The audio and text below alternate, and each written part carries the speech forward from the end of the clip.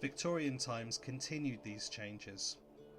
Although the rest of the country experienced rapid industrialisation, which was lacking here, the southwest also saw its share of dramatic transformations. While celebrated in much of the rest of the country for providing cheaper food to the populace, the repeal of the Corn Laws in Victorian times were devastating for the West Country. The repeal of this act ended tariffs and subsidies for farmers, meaning that they were undercut by foreign competition and could not afford to pay their workers enough for them to even survive on, leaving field labourers and their families underpaid and starving. Many left for urban centres, while others tried to improve conditions by forming agricultural workers' unions, which were illegal at the time.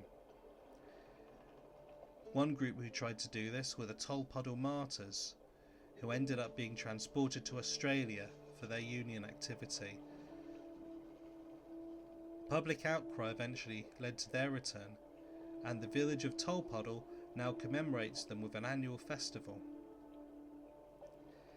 However, most transported prisoners were not so lucky to be allowed to return, and thousands ended up being forcibly transported to Australia, sometimes for something as trifling as stealing food to feed their own families.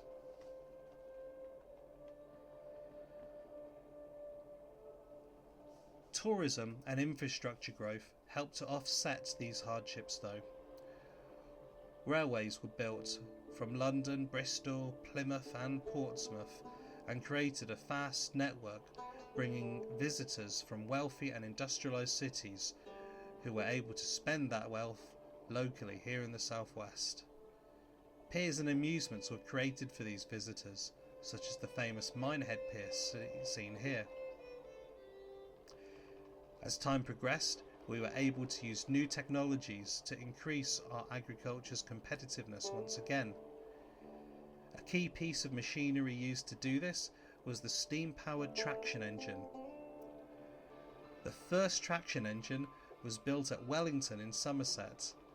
An early steam-powered proto-tractor, the traction engine increased productivity and competitiveness, allowing our farms to once again return to profitability and go back to being the bedrock of our region's prosperity. Today, this time is remembered at steam rallies, still very popular around the West Country today. And no steam rally is complete without its tractor engine parade. These machines were ingenious, real Swiss Army knives of vehicles. And if you visit a steam rally, you will see how these machines can power saws, operate machinery, and so much more. Thus, during the Victorian era, the southwest increasingly harnessed its land for agriculture, tourism, and technological innovation, integrating with the wider country or leaving behind its old smuggling and privateering traditions.